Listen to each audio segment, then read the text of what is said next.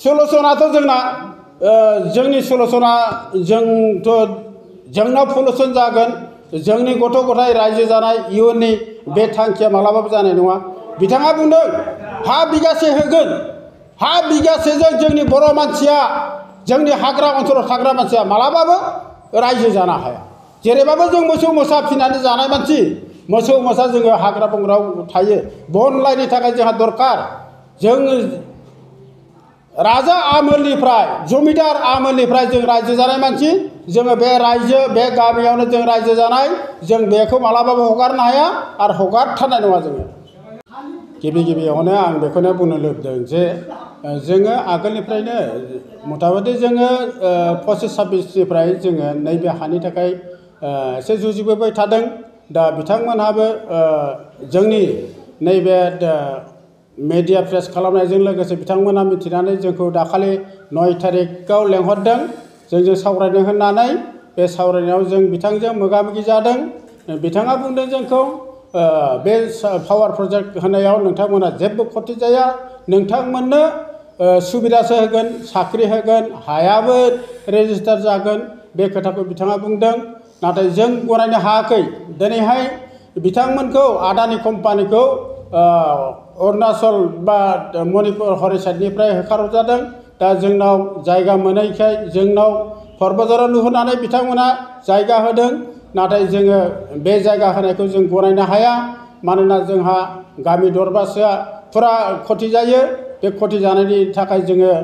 जोंनि रायजो राजाजों दाखालि CM सारा जोंखौ बुंनाय मथे जों दिनै रायज्लायफैबाय गामियाव रायज्लायनानै बिथांमोना जोंनि खोन्थाबोनायखौ खुद्रिदोंसो बे खुद्रिनाय हिसाबै जों दिनैहाय मोनसे गोरा थांखि लाबावदों बे गोरा थांखियानो जादों जों सावरायबाय थानाय अबस्थायावनो जों मोनसे कमिटि दाना लाबाय ट्राइबेल बेल्ट एरियाखौहाय जोङो प्रटेक्शन खालामगोन आरो जोंनि नैबे एरियायाव जानाय जेनाखि आदानि कम्पानि फैनो नागिरदों बे कम्पानिखौ जों माब्लाबाबो जाहोथारा जाहोनाय नङा होननानै जों गोरायै बेखौनो बुंदों दा बिथांमोनहा जोंनि खोथाखौ जुदि गनायाबा जोंनि सलुसनखौ बुजियाबा जों मोनसे थांखि लादों जोंनि हाखौ जुदि बिथांमोनहा लाथारनो सानोबा जोंखौ गावथारफैथों जोंनि रायजो राजाखौ गावथारथों गावथारनानै बे हाखौ लाफैथों होननानै जों मोनसे थिरांथा लादों बे गावथारफैथों जोंखौनो गावथारदों जों दिनैहाय ट्राइबेल प्रटेक्शन कमिटि दाबाय बेनिफ्राय दिनैनिफ्राय बुजिनानै जुदि जोंनि खामानिखौ मोजां मावाबा सलुसन खालामना होआबा जों आवगायलांबाय थागोन आवगायलांनायनिफ्राय जों फासयनायाव गैया बासबारि एलेखानि गेजेरावहाय फाग्लिजरा पार्ट 2 पार्ट 1 नि गेजेरावहाय मोनसे आदानि कम्पानि फैनो नागिरदों दा बेखौहाय जों आगोलनिफ्रायनो होबथागासिनो दं दिनै जोङो दाखालिसो 9 तारिखआव जोङो बिथांजों मोगा-मोगि जादों बे मोगा-मोगिनि गेजेराव जों बुंदों जों कम्पानि फैनायखौ जोङो एंगाराखै